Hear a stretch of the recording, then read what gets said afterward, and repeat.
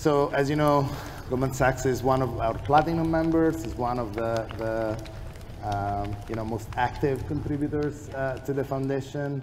So Rohan, before we get started, I heard you have you had an interesting day today. Can you tell us a bit more about what were you doing, in New York City at the Chancellor Schools? Sure, yeah. Well, firstly, thank you for having me here. I love the fireplace. It reminds me of the holidays. It's very Christmassy. Yes. So yeah, this morning, so this week is Computer Science Education Week, and I had the opportunity to participate in an Hour of Code event at a public school in New York. So we had Marco Argenti, our CIO, and Belinda, who runs our engineering communications. We had Fred Wilson from AVC, as well as we had the Chancellor of New York Schools, David, out there too. And it was actually a really, really exciting event. The high school, the class we were in, the high school kids we were with, they took a robot and they were able to program it in like 20 minutes and have it like chase down a maze and stuff. And it was just amazing to me to see how far like introductory education has come in computer science. Like when I started, I was basically on a green screen CRT with a 5 1/4-inch floppy disk, writing logo to start with, and it's cool to see that we've transitioned so far in such a short amount of time.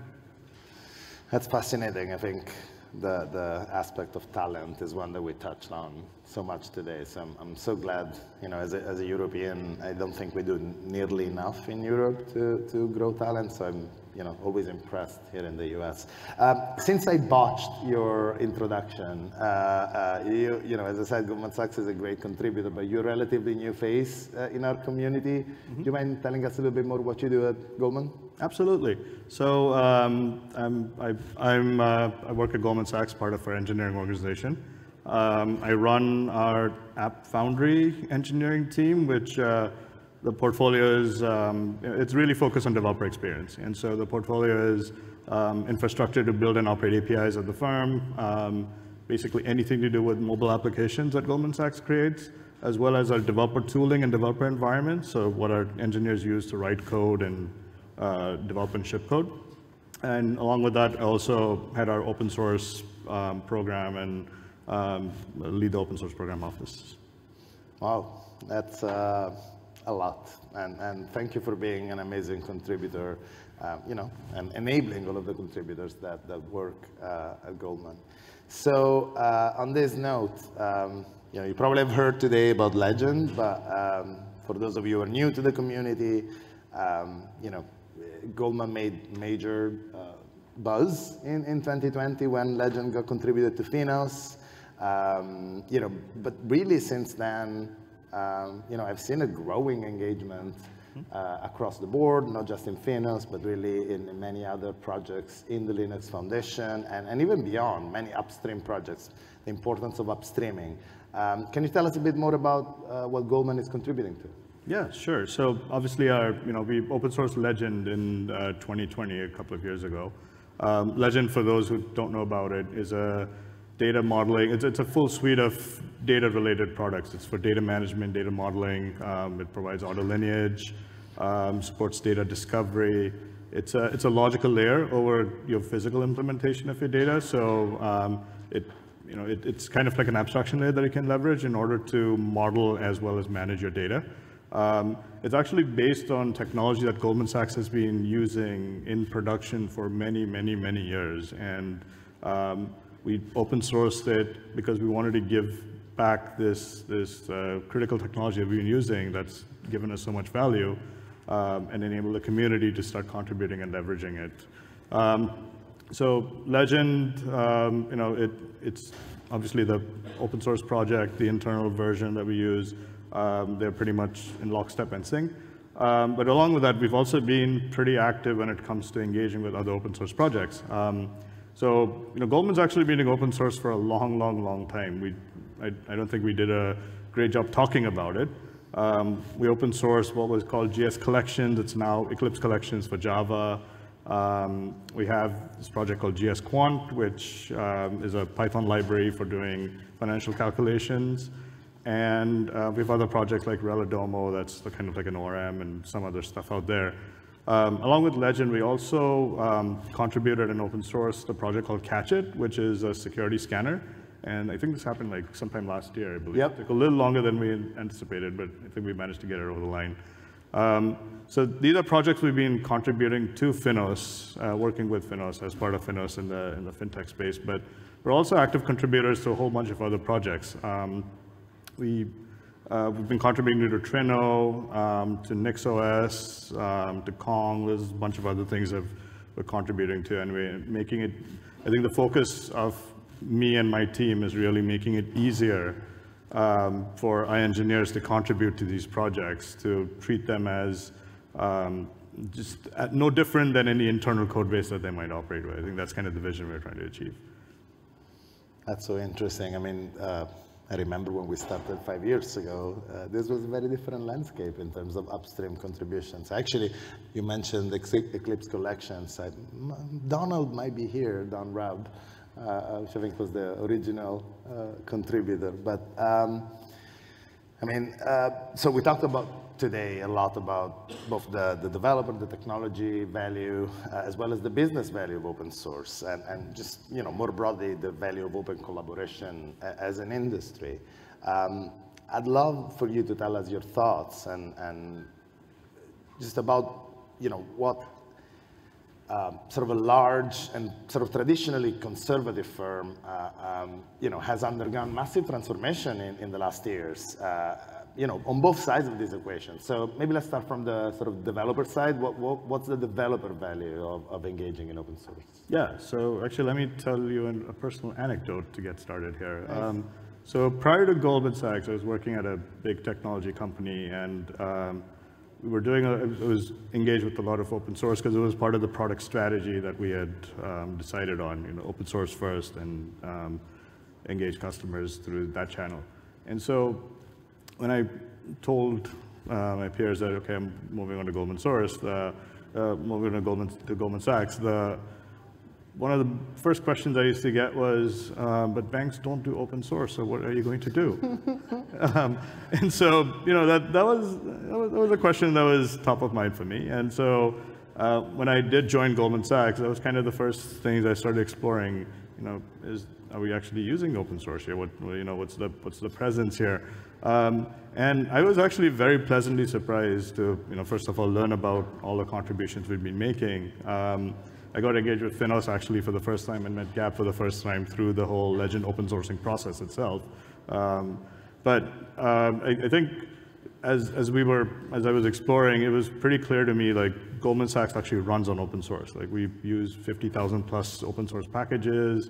We are contributing, we just don't talk about it as much. We're members of a whole bunch of foundations, Linux Foundation obviously, but even Linux Foundation, FINOS, CNCF, the GraphQL Foundation, OpenSSF, Green Sky. There's a whole bunch of things that we're part of as well, and we are actively contributing. So it was really awesome for me to see that. And so from a developer value perspective, really what we're trying to enable is, Goldman Sachs ultimately is a bank, it's in a regulated industry. So there is always some friction when it comes to building software, or open source or not. And so the focus really is like, how can we reduce this, but how can we also enable innovation for our engineers in a safe, secure manner, while also complying with all the rules and regulations that we've complied with. And that's really what the focus has been from a developer experience and developer value perspective. It's enabling engineers to engage with open source, both from a contribution as well as from a consumption perspective, but at the same time, comply with the regulations we have to from an industry perspective. Well, I spent my whole life in developer experience. I actually really never coded myself. I was more of a release manager, always enabling and enjoying, other people to be successful in developing. And so, like, this is really music to my heart. But we know that a lot of the technical investments in this industry are really sort of underpinning at sort of a very concrete and expected, short-term ROI from a business perspective. So I'd be interested, as one of the firms that's really engaging strategically with open source, what a firm like yours sees, open source enabling in terms of your core business. Yeah, and I think we use open source. We're actually using it as a foundation for quite a few things that we're leveraging. So I'll give you an example from the space that I own and I operate. Our API platform is built on top of open source technology. Whether it's Nginx or Envoy, there's open source libraries and solutions that we're leveraging that we've built on top of. And again, the reason is, these are best of breed. These have been proven. They have a lot of expertise. And there's many eyeballs focused on it, making sure these are the best-in-class products that you would want to leverage. They approach the problem space differently, but again, that's great because there's no one-size-fits-all solution for every problem out there. For part of our mobile platform, we operate SDK. We provide SDKs and services for all the Goldman Sachs applications. But again, a lot of them are based on open source libraries that we will leverage. It's Swift or it's Kotlin based or something.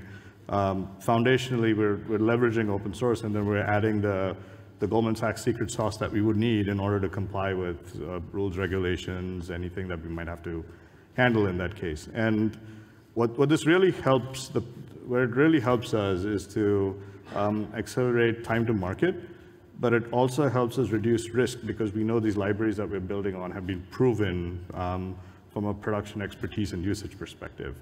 So that helps from a foundational perspective. Like there's an element of trust that we can build on the right software, and we can leverage the right software as we're building on top of it. Where we take these, once we've identified, so we actually go through a proper build versus buy process. We actually follow the working backwards process where we'll figure out the jobs to be done, we'll talk to customers, we'll put together a memo in the shape of either PR, FAQ, or narrative. And so there's a lot of thought that goes behind how we want to approach solving a problem. And as part of that, one of the decisions we make is whether we buy versus build. And the buy part could be open source software. It doesn't always have to be a vendor solution. So in that case, there's a lot of thinking that goes behind foundationally what we leverage before we build on top of it. And we treat open source with exactly the same care. Part of adopting open source is obviously, you don't want to just be the consumer, right? You want to contribute back too. So as we find bugs, we might want features where we engage with maintainers when necessary. We want to push those changes to the upstream instead of just having a proprietary fork of that project. And so we're trying to be much more engaged from a community perspective, as well as drive open source projects across the board. And then where that's borne fruit is from the commercial side. We have offerings like transaction banking APIs, where we have customers like Stripe leveraging them.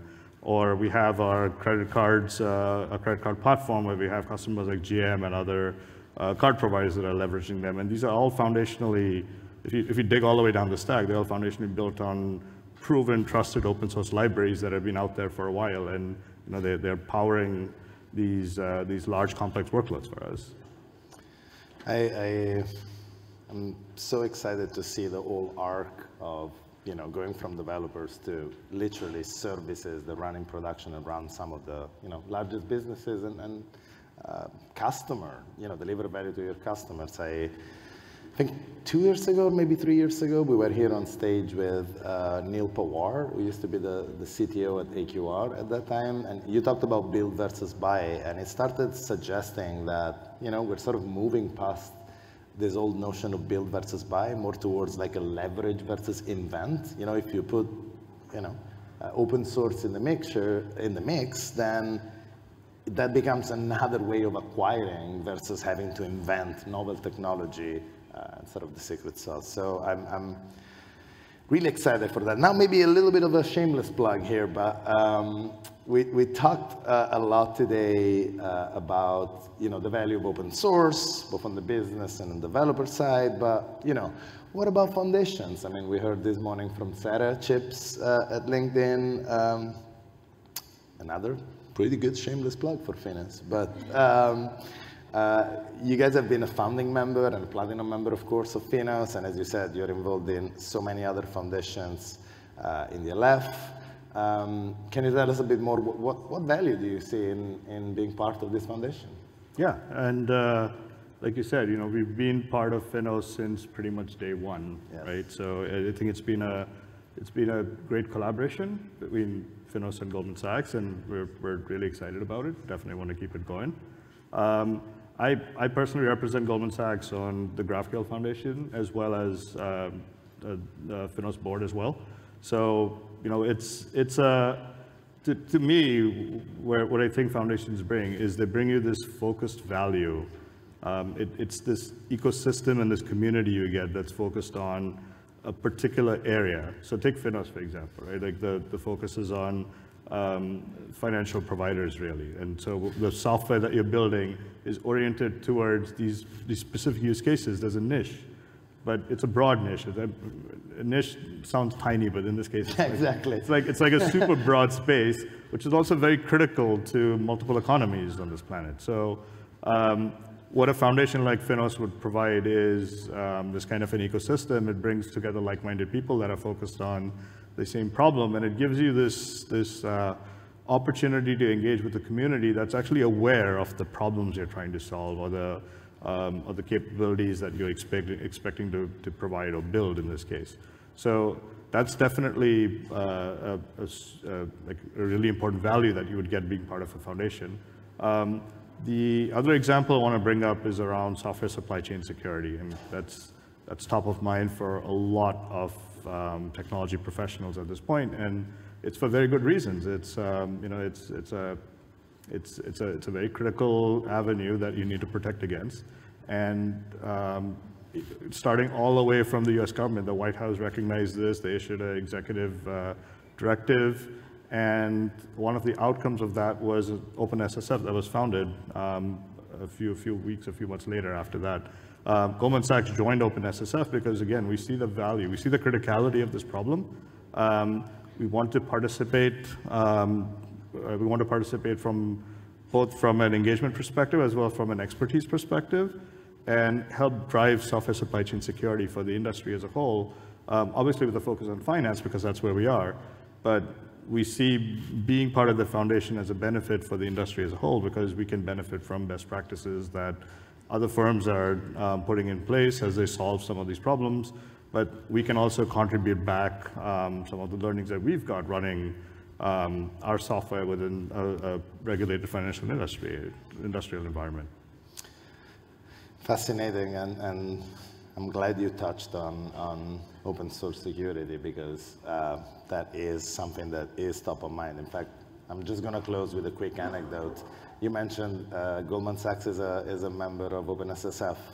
I remember when my boss, Jim Zemlin, the executive director of the Linux Foundation, was fundraising for OpenSSF. He gave me a call, 4 p.m. Pacific time, say, hey, do you think Goldman would like to be involved?